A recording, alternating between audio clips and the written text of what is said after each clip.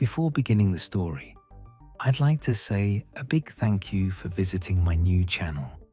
I'm going to be uploading alternate history-related stories every single day. If that sounds good, be sure to leave a like and don't forget to subscribe. It means a whole lot when just getting started. I hope you enjoy the story. The work keeps me moving, and I've always liked that about it. I cover a service region that spans about 300 miles of mixed terrain, everything from flat agricultural land to the kind of ridgeline country where the roads stop being paved and start being suggestions. I climb towers and I maintain them, and I know the infrastructure of this region the way a person knows a language they've spoken their whole life, not by thinking about it, just by using it, until the knowledge becomes part of how I move through the world. My name is Dax Pruitt. I've been doing tower work for 14 years, the last 8 on independent contract with 3 providers who between them cover most of the region's communication infrastructure. I drive a black service truck with a lot of miles on it, and I work alone, and I sleep in the truck more nights than not because the region is big, and driving back to my apartment every night would eat time I don't have. I'm a practical person who thinks in systems and sequences, and I want to be clear about that before I describe what happened, because what happened was the kind of thing that is very hard to take seriously when it's happening to a person who doesn't take things seriously unless they can be verified. The first thing I noticed was the phone call. I have a regular check-in with a site manager named Cortrell, who handles the northern cluster of towers for one of my providers. We talk every 2 weeks, quick calls, 20 minutes, going over anything that needs scheduling or follow-up. I remembered a specific call in which Cortrell had told me the access code for the Harmon Ridge site had been updated and given me the new one. I'd written it on the back of my hand the way I sometimes do when I'm driving, intending to transfer it to my log sheet later. When I got to Harmon Ridge, the code didn't work. I called Cortrell, and he said the code hadn't changed. He said we hadn't talked about any code change on our last call. I checked my call log, and the call was there. Right length, right time. But what Cortrell said we'd discussed, and what I remembered discussing, were 2 different conversations. I stood at the base of Harmon Ridge with my hand on the access panel and thought about it carefully. I'd misremembered conversations before. Everyone has. The call log matched the call I remembered making. The content was the discrepancy. I filed it as a tired brain making a tired mistake and climbed the tower and did the work and drove on. The mileage was the second thing. I keep a handwritten mileage log in addition to the digital one. The truck records automatically because 2 of my providers reimburse mileage, and I've learned from experience that having a second record saves arguments. I write down my starting mileage at the beginning of each day and my ending mileage at the end. One Tuesday, I wrote down my ending mileage and then looked at what I'd written for the starting mileage that morning, and the difference was 40 miles more than the route I'd driven should have produced. I checked the digital log. It agreed with the handwritten end number, 40 miles. I didn't remember putting on the truck. On a day, I'd driven routes I knew precisely. I sat in the truck in the lot of a gas station and went through my day in my head. Every stop, every route, every transition. I couldn't find the 40 miles. I could find a route that would produce them, though, without trying very hard. There was a tower site in the back of my southern service cluster, a remote location called the Bedell installation that would add almost exactly 40 miles to my day if I'd driven out to it and back. I had no memory of going to Bedell that day. I also had no scheduled reason to go. It wasn't on that week's service rotation. I pulled my service log for the week. Bedell wasn't on it. I hadn't logged a visit. I drove home that night and slept in my actual bed for the first time in a week, and in the morning, I felt more rested than usual and also more uneasy than usual, and those two things sat beside each other in an uncomfortable way. The conversation with the site coordinator at Pelton was the third thing, and the one that made me stop calling it coincidence. Pelton is a relay site on the east edge of my region, maintained under contract with my smallest provider, a regional carrier I service about once a month. The on-site coordinator is a woman named Marek, who I've worked alongside on and off for 5 years. She's sharp, and she keeps good records, and she's not the kind of person who misremembers things. I stopped at Pelton on a Thursday, and Marek met me at the gate the way she usually does, and we went through the standard exchange, current status, anything flagged, scheduling. At some point, I referenced a conversation we'd had the previous month about a grounding issue on the eastern leg of the array. I referenced it specifically, including a detail about the proposed solution she'd mentioned. Marek looked at me and said we hadn't talked about any grounding issue at my last visit. She said the eastern leg had been fine at my last visit. She said she didn't know what conversation I was remembering, but it hadn't been with her. I spent the rest of that site visit going through the motions of my work, while a different part of my brain was doing something else entirely. Counting.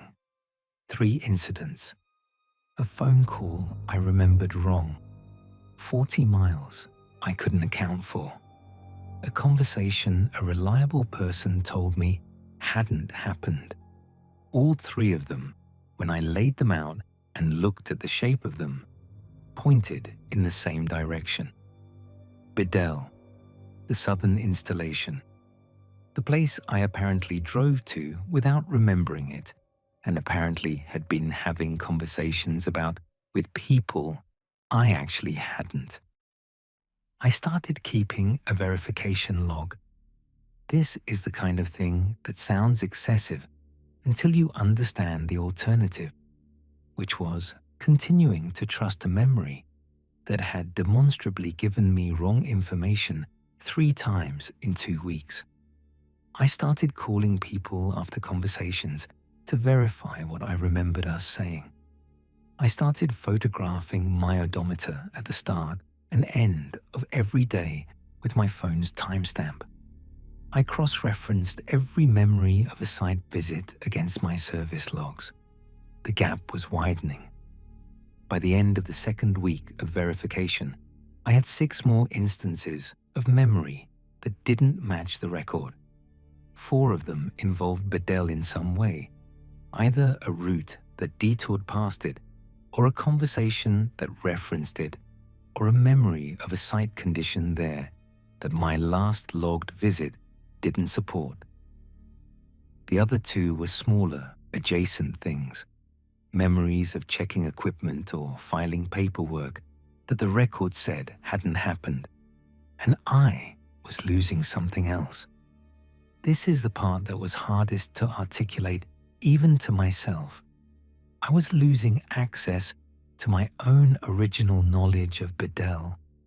Not dramatically, not all at once. The way you lose a word you know perfectly well, and the harder you reach for it, the further it goes. I'd been to Bedell dozens of times. I knew that installation the way I knew all my regular sites, in the complete and unsentimental way of someone who's climbed something and maintained it and solved its specific problems over years. But when I tried to recall specific details of the installation now, what I got back felt uncertain in a way it never had before, like I was remembering a description of the place rather than the place itself. And in the uncertainty, something else was sitting, a substitute knowledge, a clear and confident sense of certain specific things about Bedell that I was less and less sure I'd actually learned there. The man named Orin showed up at the Carver relay site on a Wednesday morning. I noticed him because I notice everyone who's at a site when I arrive, which is basic practice. He was standing near the access road in a way that read as waiting rather than passing through, and when I got out of my truck, he walked over with the specific directness of someone who'd been expecting me. He said he was doing infrastructure assessment for a carrier I hadn't heard of, which wasn't unusual enough to flag on its own, since the industry produces new contractors and subcontractors with regularity. He asked me about the Carver site's maintenance schedule in a way that knew enough to be plausible and showed enough gaps to be slightly off. He asked me when I was next scheduled for Bedell. I told him I didn't discuss scheduling with people I hadn't verified. He nodded like that was a reasonable policy and walked back to his vehicle, a plain white truck with no visible markings, and drove out. I called all three of my providers that afternoon and asked if they had any infrastructure assessment contracts I wasn't aware of with any unfamiliar carriers. None of them did. I called Cortrell specifically and described Orin, and Cortrell said nobody matching that description had been to any of the northern sites that he knew of. Then he asked me why I was asking, and I said I'd been having a strange couple of weeks and I was being cautious, and he was quiet for a moment and said that sounded sensible.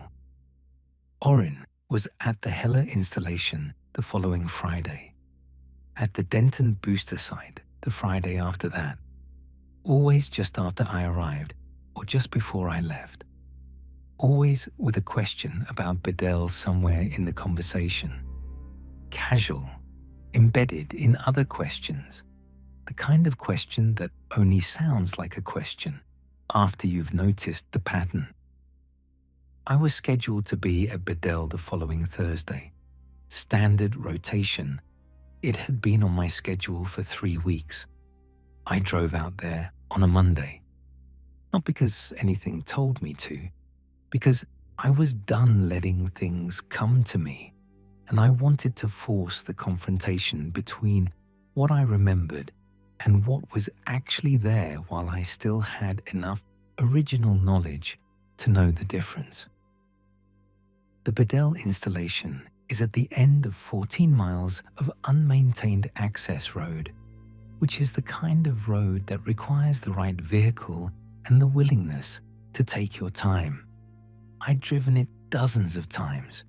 I knew it the way I knew all my access roads, which was by the specific sequence of its challenges rather than by any particular landmark. On the drive out, I found myself thinking about the site with that uncertain doubled quality I'd noticed in my memories of it. The confident substitute knowledge sitting on top of the uncertain original, like a label on a jar, where you're no longer sure if it matches what's inside. I parked at the base of the installation and sat in my truck. Orin's white truck was already there. He was standing near the access panel at the base of the tower structure, with the posture of someone who belonged where he was standing. He watched me get out of my truck without any sign of surprise. I walked over and stood far enough from him that the distance was a statement. I asked him who he was working for. He said the same carrier name he'd given before. the one I hadn't been able to verify. He said it with complete confidence, the specific confidence of a person who is not lying because they don't know there's anything to lie about. I asked him what he was doing at Bedell. He said he was verifying the installation specifications before a scheduled modification. He said it was part of a broader upgrade the carrier was coordinating. He said the modification was scheduled for Thursday. I asked him what the modification involved. He described it. I'm not going to write the full description here because I don't think the technical details matter as much as what the description did to me, which was resolve the uncertainty in my memory with a cold, specific clarity. I knew that description, not because I'd been briefed on it, because some part of what had been placed in my head during those weeks of rewriting had been preparing me to perform it. The description matched a procedure I hadn't known I knew until he said it out loud, and I recognized it. If he was the earlier vessel, the one more thoroughly rewritten, then what he was doing here was confirming I was ready, checking the preparation. I looked at him for a moment. The thing about Orin was that there was nothing wrong with him in any way you could point to. He was a man doing a job he completely believed in. Whatever had rewritten him had done it thoroughly enough that the rewrite was all there was. He had no access to the original. I wasn't going to reach him with an argument. I called my primary provider contact while Orin watched. I told them I had reason to believe the Bedell access codes had been compromised and needed to be formally changed at the system level. I used the specific language that triggers a formal security protocol because I knew the language and I knew the protocol, and that was knowledge the rewriting hadn't touched because it wasn't site-specific. My contact said they'd have new codes issued and system logged within the hour and asked if I needed to file an incident report. I said yes. Orin watched this without apparent concern until I used the words incident report, and then something shifted in his expression in the way that a confident person looks when something unexpected has entered their calculation.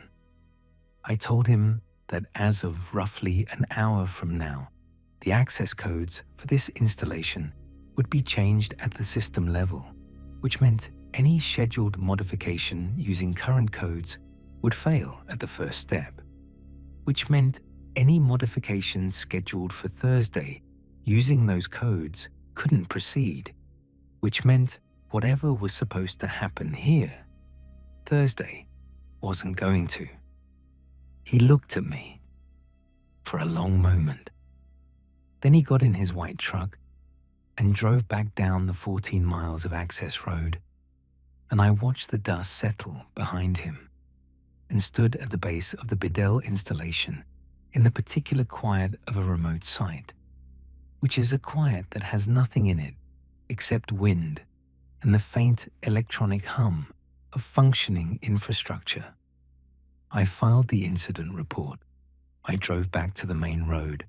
I called Cortrell and my other two contacts and told them I'd had a security concern at a southern site and had initiated a code change and would follow up with full documentation, which I did that evening in the parking lot of a gas station with my laptop, because the paperwork is the part that makes things real, and I needed this to be real. Orin stopped appearing at my sites. The rewriting stopped too. I could tell because I'd been noticing it at the edges of sleep for weeks without fully naming it. A sense of something working in my head while I was under. A low-level wrongness in the quality of dreaming that I'd been attributing to stress. It stopped the night after Bedell, and the absence was there in the morning.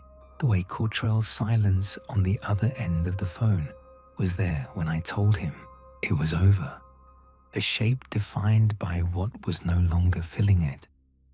But the damage was already done in the way that certain kinds of damage are done. The substitutions that had already taken root didn't clear when the rewriting stopped.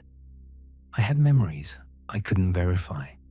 I had knowledge I couldn't trace to its origin.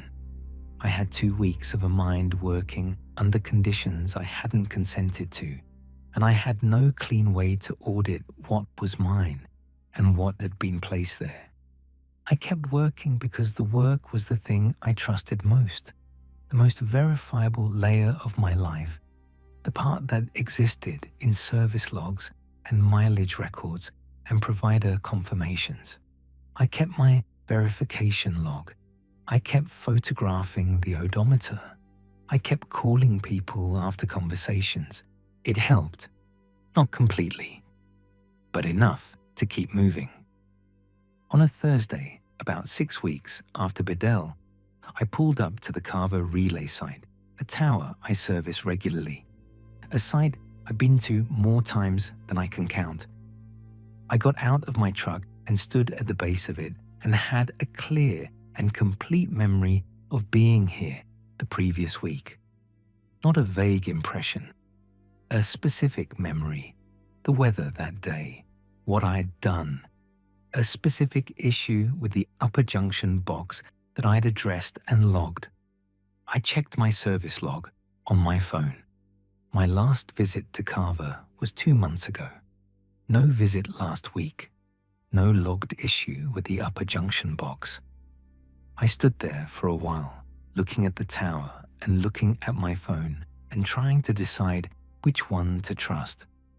The memory was complete and confident and felt exactly like every other memory I had of this site.